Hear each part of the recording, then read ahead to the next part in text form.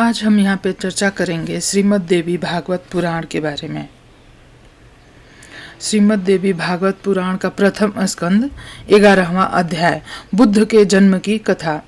ऋषिगण बोले, हे सूत जी, वे राजा पुरूरवा कौन थे और वह देव कन्या उर्वशी कौन थी? उस मनस्वी राजा ने किस प्रकार संकट प्राप्त किया? हे लोमहर्षण तनय, आप इस समय पूरा कथानक विस्तार पूर्वक कहें। हम सभी लोग आपके मुखार बिंद से निःसृत रसमयी वाणी को सुनने के इच्छुक हैं। हे सूत जी, आपकी वाणी अमृत से भी बढ़कर मधुर एवं रसमयी है। जिस प्रकार देवगण अमृत पान से कभी तृप्त नहीं होते, उसी प्रकार आपके कथा श्रवण से हम तृप्त नहीं होते। सूत जी बोले, हे मुनियों, आप लोग उस दिव्य और मनोहर कथा को सुनिए जिसे मैंने परम श्रेष्ठ व्यास जी के मुख से सुना है। मैं उसे अपनी बुद्धि के अनुसार वैसा ही कहूंगा। सूर्य गुरु बृहस्पति की पत्नी का नाम तारा था। वह रूप यौवन से संपन्न तथा सुंदर अंगों वाली थी। एक बार वह सुंदरी अपने यजमान चंद्रमा के घर गई। उस रूप और यौवन से संपन्न चंद्रमुखी कामिनी को देखते ही चंद्रमा उस पर आसक्त हो गए। तारा भी चंद्रमा को देखकर आसक्त हो गई। इस प्रकार वे दोनों, तारा तथा चंद्रमा, एक दूसरे के देखकर विभोर हो गए। वे दोनों प्रसन्न उन्मत्त एक दूसरे को चाहने की इच्छा से युक्त हो विहार करने लगे। इस प्रकार उनके कुछ दिन व्यतीत हुए। तब बृहस्पति ने तारा को घर लाने के लिए अपना एक शिष्य भेजा, परंतु वह न आ सकी। जब चंद्रमा ने बृहस्पति के शिष्य को कई बार लौटाया तो वे क्रोधित होकर चंद्रमा के पास स्वयं गए। चंद्रमा के घर जाकर उदार चरित बृहस्पति ने अभिमान के साथ मुस्कुराते हुए उस चंद्रमा से कहा, हे चंद्रमा, तुमने यह धर्म विरुद्ध कार्य क्यों किया? मेरी इस परम सुंदर पत्नी को अपने घर में क्यों रख लिया? हे देव, मैं तुम्हारे गुरु हूँ, तुम अब मेरे यजमान हो। तब हे मूर्ख, तुमने गुरु पत्नी को अपने घर में क्यों रख लिया? ब्रह्म हत्या करने वाला, सुवर्ण चुराने वाला, मदिरा पान करने वाला, गुरु पत्नी गामी और पांचवा इन पापियों के साथ संसर्ग रखने वाला, ये महापातकी है। तुम महापापी, दुराचारी और अत्यंत निंदनीय हो। यदि तुमने मेरे पत्नी के साथ अनाचार किया है तो तुम देवलोक में रहने योग्य नहीं हो। हे दुष्टात्मे, असिताम पांगी, इस पत्नी को छोड़ दो जिससे मैं इसे अपने घर ले जाऊं, अन्यथा गुरु पत्नी का अपहरण करने वाले तुझको मैं शाप दे दूंगा। इस प्रकार बोलते हुए श्री वीर से कातर तथा क्रोधाकुल देव गुरु बृहस्पति से रोहिणीपति चंद्रमा ने कहा, क्रोध के कारण ब्राह्मण अपूजनीय होते हैं। क्रोध रहित और धर्मशास्त्र विप्र पूजा के योग्य हैं। इन गुणों से हीन ब्राह्मण त्याज्य होते हैं। हे अनग, वह सुंदर स्त्री अपनी इच्छा से आपके घर चली जाएगी। यदि कुछ दिन यहाँ ठहर भी गई तो इसमें आपकी क्या हानि है? अपनी इच्छा से वह यहाँ रहती है। सुख की इच्छा रखने वाला वह कुछ दिन यहाँ रहकर अपनी इच्छा से चली जाएगी। आपने ही पूर्व में धर्मशास्त्र के इस मत का उल्लेख किया है कि संसर्ग से स्त्री और वेद कर्म से ब्राह्मण कभी दूषित नहीं होते। चंद्रमा के ऐसा कहने पर बृहस्पति अत्यंत दुखित हुए और चिंतामग्न होकर शीघ्र ही अपने घर चले गए। कुछ दिन अपने घर रहकर चिंता से व्याकुल गुरु बृहस्पति पुनः उन औषधिपति चंद्रमा के यहाँ शीघ्र जा पहुंचे। वहां द्वारपाल उन्हें भीतर जाने से रोका। तब वे क्रुद्ध होकर द्वार पे ही रुक गए। जब चंद्रमा वहां नहीं आए तब बृहस्पति अत्यंत क्रुद्ध हो उठे।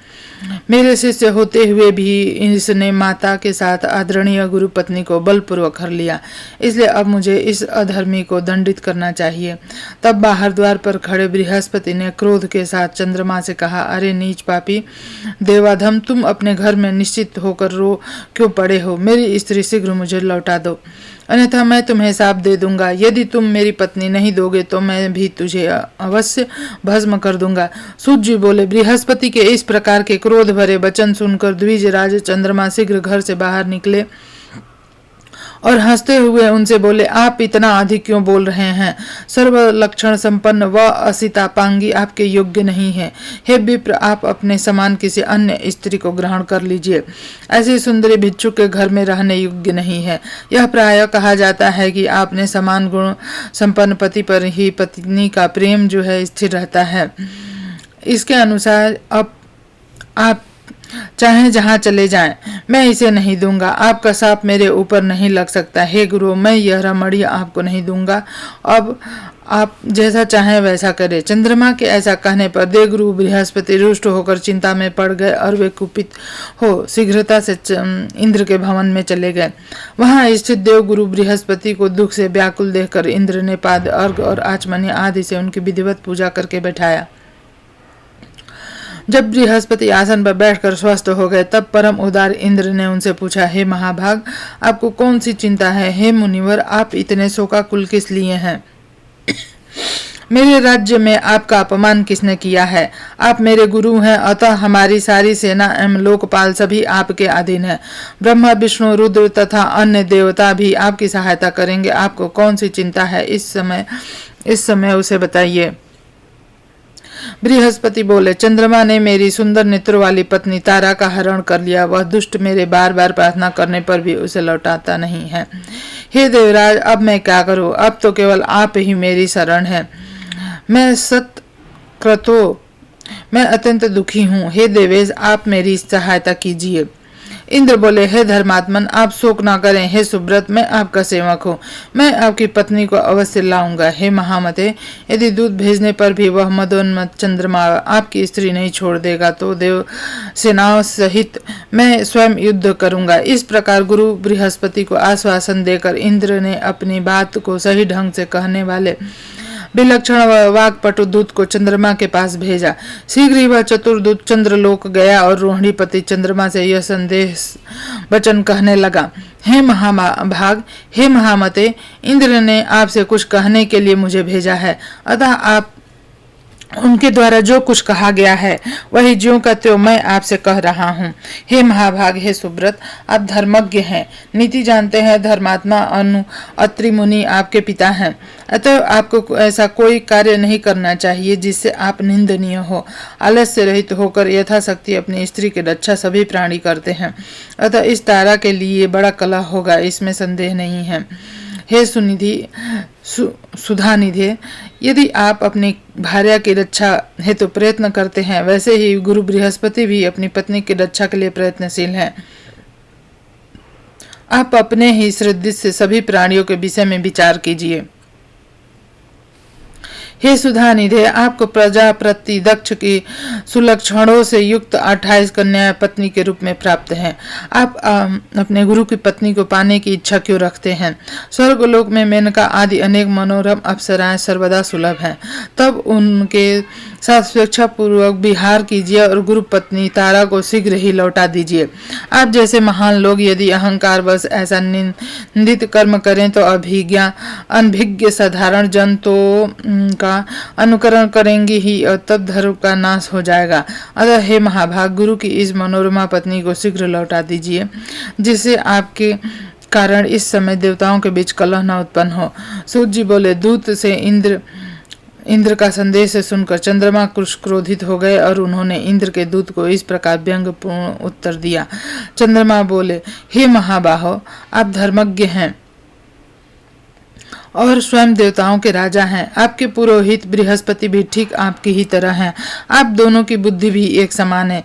दूसरों को उपदेश देने में अनेक लोग चतुर होते हैं, परंतु कार्य उपस्थित होने पर उपदेशानुसार स्वयं आचरण करने वाला दुर्लभ होता है। हे देवस, बृहस्पति के बनाए शास्त्र को सभी मनुष्य स्वीकार करते हैं। शक्तिशाली लोगों के लिए सब कुछ अपना होता है, परंतु दुर्बल लोगों के लिए कुछ भी अपना नहीं होता। तारा जितना प्रेम मुझसे करती है उतना बृहस्पति से नहीं। अतः अनुरक्त स्त्री धर्म और न्याय से तज्ज कैसे हो सकती है? गृहस्थ जीवन का वास्तविक सुख तो प्रेम रखने वाली स्त्री के साथ होता है, उदासीन स्त्री के साथ नहीं। इसलिए हे दूत, तुम जाओ और इंद्र से कह दो कि मैं इसे नहीं दूंगा। हे सहस्राक्ष, आप स्वयं समर्थ हैं, आप जो चाहते हैं वह कीजिए। सूत जी बोले, चंद्रमा के ऐसा कहने पर दूत इंद्र के पास लौट गया और चंद्रमा ने जो कहा था वह सब उसने इंद्र से कह दिया। इसे सुनकर प्रतापी इंद्र भी अत्यंत क्रोधित हुए और गुरु बृहस्पति की सहायता के लिए सेना की तैयारी करने लगे। दैत्य गुरु शुक्राचार्य चंद्रमा और देव गुरु के विरोध की बात सुनकर बृहस्पति से द्वेष के कारण चंद्रमा के पास गए और उनसे बोले कि आप तारा को वापस मत कीजिए। हे महामते, हे मान्य, यदि इंद्र के साथ आपका युद्ध छिड़ जाएगा तो मैं भी अपनी मंत्र शक्ति से आपकी सहायता करूंगा। गुरु पत्नी से अनाचार की बात सुनकर और शुक्राचार्य को बृहस्पति का शत्रु जानकर शिव जी भी बृहस्पति की सहायता के लिए तैयार हो गए। तब तारकासुर के साथ युद्ध की भांति देव दानों में संग्राम छिड़ गया। यह युद्ध बहुत वर्षों तक चलता रहा। देव दानवों का यह संग्राम देखकर प्रजापति ब्रह्मा जी हंस पर सवार होकर उस कलेश की शांति के लिए रणस्थल में पहुंच गए। तब ब्रह्मा जी ने चंद्रमा से कहा कि तुम गुरु बृहस्पति की पत्नी लौटा दो, नहीं तो भगवान विष्णु को बुलाकर मैं तुम्हें समूल नष्ट कर दूंगा।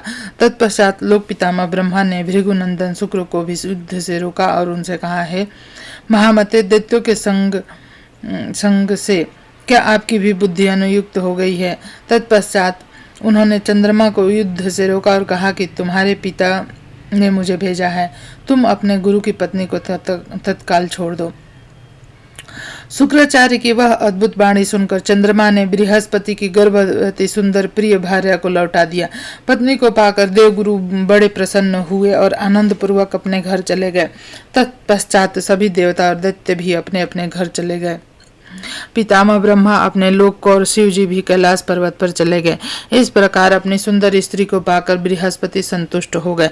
तदंतर कुछ दिनों बाद तारा ने शुभ दिन तथा शुभ नक्षत्र में गुणों में चंद्रमा के समान ही सुंदर पुत्र को जन्म दिया। पुत्र को उत्पन्न देखकर देव गुरु बृहस्पति ने प्रसन्न मन से उसके विधिवत जात कर्म आदि सभी संस्कार किए। हे श्रेष्ठ मुनियों, चंद्रमा ने जब सुना कि पुत्र उत्पन्न हुआ है, तब बुद्धिमान चंद्रमा ने बृहस्पति के पास अपना दूत भेजा।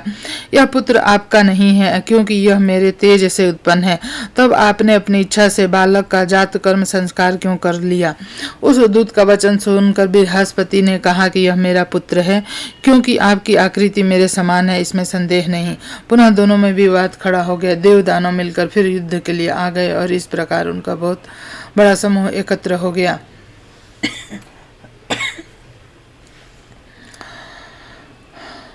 उस समय शांति के अभिलाषी स्वयं प्रजापति ब्रह्मा जी पुनः वहां पहुंचे और रणभूमि में डटे हुए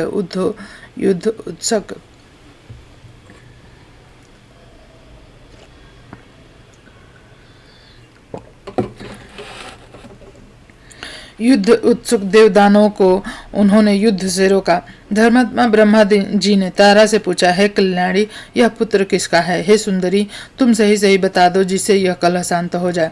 तब असिता पांगी सुंदरी तारा ने लजाते हुए सिर नीचे करके मंद स्वर में कहा, यह पुत्र चंद्रमा का है। ऐसा कहकर वह घर के भीतर चली गई।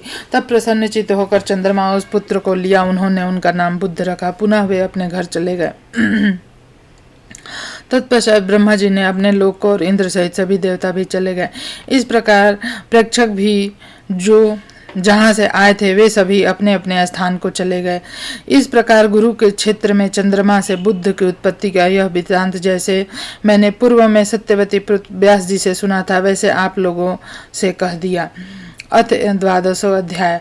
राजा सुद्युम्न की इला नामक स्त्री के रूप में परिणित। इला का बुद्ध से विवाह और पुरुरवा की उत्पत्ति। भगवती की स्तुति करने से इला रूपधारी राजा सुद्युम्न की सायुज्य मुक्ति। सूत जी बोले, तदंतर इला के गर्भ से पुरुरवा ने जन्म लिया। यह प्रसंग मैं आप लोगों से कहता हूँ। वे बुद्ध पुत्र पुरुरवा बड़े धर्मात्मा, यज्ञ करने वाले एवं दानशील थे। सुद्युम्न नामक एक राजा थे। वे बड़े ही सत्यवादी और जितेंद्रिय थे। एक बार वे सैंधव घोड़े पर आरूढ़ होकर अखेट के लिए वन में गए। उनके साथ कुछ मंत्री भी थे। वे राजा कानों में कामनीय कुंडल पहने थे।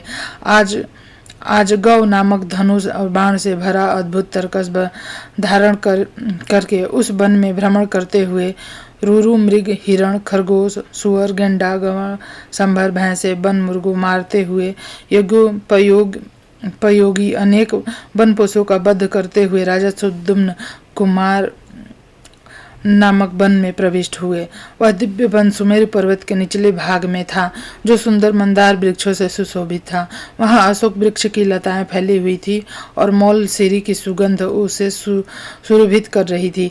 वह वन साल, ताड़, तमाल, चंपा, कटहल, आम, कदम्ब, महुए के पेड़ों से सुशोभित था, जहां जहां माधवी लता मंडप के समान छाई हुई थी। उस वन में दंडिम, नारियल, केले के वृक्ष की शोभित हो रहे थे। वह वन जूही, मालती तथा कुंद की पुष्पित लताओं से चारों ओर से घिरा हुआ था। वहां हंस और बत्तख विचरण कर रहे थे। बांस एक दूसरे से रगड़ने के कारण हवा में मधुर ध्वनि कर रहे थे। कहीं भ्रमरों की मधुर गुंजार वन प्रांत को गुंजित कर रही थी। इस प्रकार वह वन सब प्रकार से सुखदायक था। कोयलों की ध्वनि से मंडित और पुष्पों से युक्त वृक्ष को देखकर अनुचरों के साथ राजा सुद्युम्न अत्यंत प्रसन्न हुए।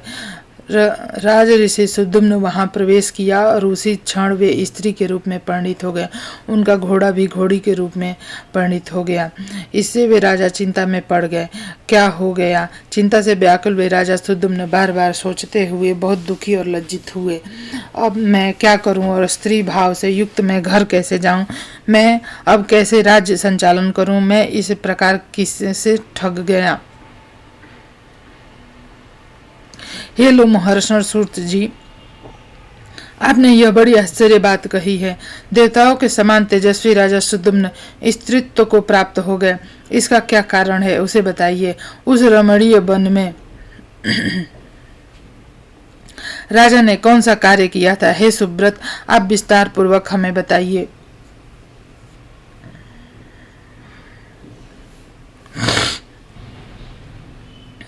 सूत जी बोले, एक समय की बात है। सनकादिक ऋषिगण अपने तेज से 10 दिशाओं को प्रकाशित करते हुए शंकर जी के दर्शन के लिए वहां गए थे। उस समय महादेव शिव पार्वती के साथ विहार कर रहे थे। इसी बीच उन सनकादिक ऋषियों को वहां देखकर पार्वती अत्यंत लज्जित हो गई।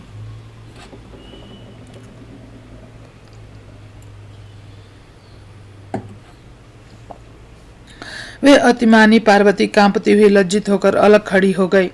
सनकादि मुनि भी शिव एवं पार्वती को विहार करते देखकर वहां से तत्काल लौटकर नर नारायण के आश्रम में चले गए।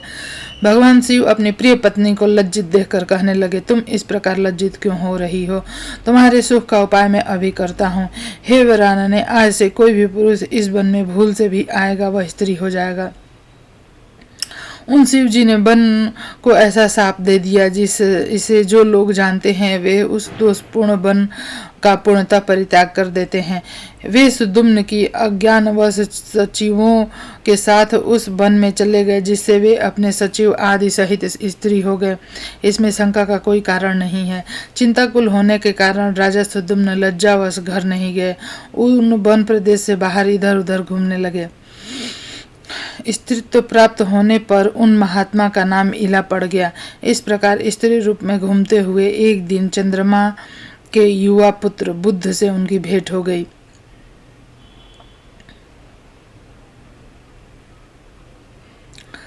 अनेक स्त्रियों के साथ भ्रमण करती हुई उस हाव भावमयी युवती रमणियों को देखकर चंद्रमा के पुत्र भगवान बुद्ध पर मोहित हो गए।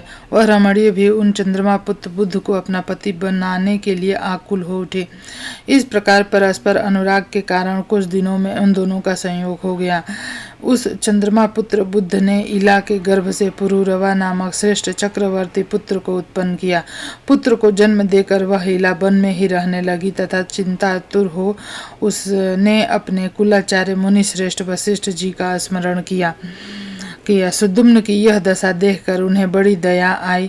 तब उन्होंने समस्त लोक का कल्याण करने वाले महादेव शिव को प्रसन्न किया।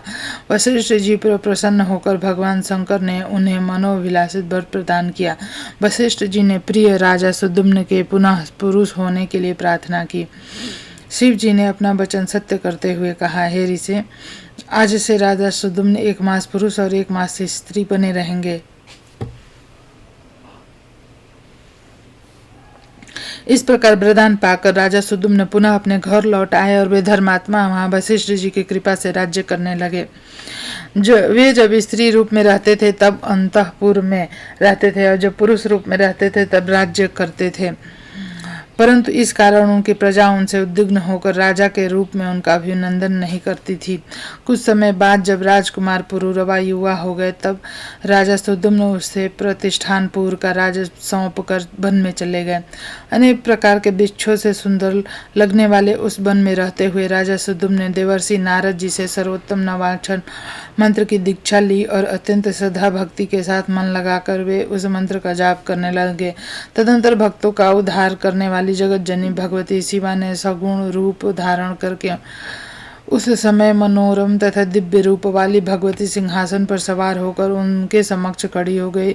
उसके नेत्र मद से परिपूर्ण थे। ऐसी दिव्य रूप धारणी दुर्गा देवी को अपने सामने देखकर स्नेह भरे नेत्रों वाले इला रूपी राजा सुद्युम्न प्रेम पूर्वक सिरना की स्तुति करने लगे। इला ने कहा, हे भगवती, आपका जगत प्रसिद्ध व दिव्य रूप जो संसार के लिए कल्याणकारी है मैंने देखा। हे जनी, सुर समूह से सेवित आपके भक्ति मुक्ति प्रदायक चरण कमल की मैं वंदना कर रही हूँ। हे अम्ब, इस संसार में कौन मनुष्य आपको संपूर्ण रूप से जान सका है, जबकि मुनि देवगण भी उसे देखकर विमोहित हो रहते हैं। हे देवी, आपके संपूर्ण ऐश्वर्य तथा मुझ जैसी अकिंचन पर दया, यह सब देखकर मुझे आश्चर्य हो रहा है। हे माता, जब शिव, विष्णु, ब्रह्मा, इंद्र, सूर्य, कुबेर, अणि, वरुण, वायु, चंद्रमा, अष्टवसु भी आपके प्रभाव को नहीं जानते हैं, तब भला गुण रहित मनुष्य आपके गुणों को कैसे जान सकता है। हे अम्ब, यद्यपि परम तेजस्वी भगवान विष्णु आपको समुद्र से उत्पन्न सब प्रकार के मनोरथों को सिद्ध करने वाली साक्षात सात्विक सत्य शक्ति स्वरूपा लक्ष्मी के रूप में समझते हैं, ब्रह्मा भी आपको राजसी शक्ति स्वरूपा सरस्वती और श्री जी आपको तामसी शक्ति स्वरूपा महाकाली के रूप में जानते हैं, तथापि हे अंबिके, वे भी आपके निर्गुणात्मिका दिव्य शक्ति को भली भांति नहीं जानते। हे भवानी, कहाँ तो अत्यंत मंद बुद्धि और मैं, और कहाँ मुझ पर अमित महिमाशाली और अमोघ प्रभाव वाला आपका अनुग्रह। मैं आपके करुणिक चरित्रों को जानती हूँ, जो कि आप भक्ति युक्त सेवकों पर सर्वदा दया करती हैं। तथापि कमल वन में वास करने वाली कमला होकर आपने भगवान विष्णु को पति रूप में वर्ण किया, तथापि वे मधुसूदन आनंददायक व्यवहार नहीं करते। वे आदि पुरुष विष्णु आदि शक्ति स्वरूप आपके पवित्र हाथों से अपना पाद वाहन कराकर आपके चरणों को शुभ और पवित्र करते हैं, अपने चरणों को शुभ और पवित्र करते हैं। वे पुराण पुरुष भगवान विष्णु भी प्रसन्न होकर आपके चरणों का आघात कैसे ही चाहते हैं, जैसे अशोक वृक्ष अपनी वृद्धि के लिए चाहता है। हे सुंदर चरित्र वाली देवी, आप विष्णु के विशाल शांत और भूषणों से विभूषित वक्ष स्थल रूपी शया पर सर्वदा निवास करती हैं। उस समय ऐसा जान पड़ता है मानो सुंदर श्याम मेघवर्ण में बिजली चमक रही हो। तब वे जगदीश्वर होते हुए भी क्या आपके वाहन नहीं बन सकते। हे अम्ब, यदि क्रोधित होकर आप उनको त्याग दें तो वे भगवान विष्णु अपूजित और शोकहीन शक्तिहीन होकर कुछ नहीं कर सकते, क्योंकि लोगों में भी देखा जाता है कि श्रीहीन गुणहीन उदासीन पुरुष को उनके कुटुंबी जन भी त्याग देते हैं। क्या ब्रह्मा आदि देवगण भी किसी समय युवती के रूप में नहीं थे, जो दिन रात आपके चरण कमलों का आश्रय रखते हैं। मैं तो मानती हूँ कि आपने ही उन्हें पुरुषत्व प्रदान किया है। अतः हे आनंद पराक्रमशालिनी, मैं आपकी शक्ति का वर्णन कर सकती हूँ। आप न तो स्त्री हैं, न पुरुष, न निर्गुण है, न सगुण, ऐसी मेरी धारणा है। अतः आप जैसे भी हों उन आपको मैं भक्तिपूर्वक बार बार प्रणाम करती हूँ। आप माता से मैं यह प्रार्थना करती हूँ कि आप में मेरी अचल भक्ति बनी रहे। सूत जी बोले। इस प्रकार स्तुति करके राजा सुद्युम्न उनके शरणागत हुए और भगवती ने भी अत्यंत संतुष्ट होकर उन्हें सायुज्य मुक्ति प्रदान की। तब उन देवी की कृपा से सुद्युम्न ने मुनियों के लिए भी अति दुर्लभ शाश्वत परम पद प्राप्त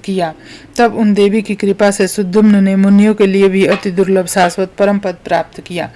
तो यह वीडियो जो है आपको कैसा लगा कमेंट करके ज़रूर से बताइए, और जो है चैनल को सब्सक्राइब करिए, वीडियो को लाइक करिए और शेयर भी करिए। धन्यवाद।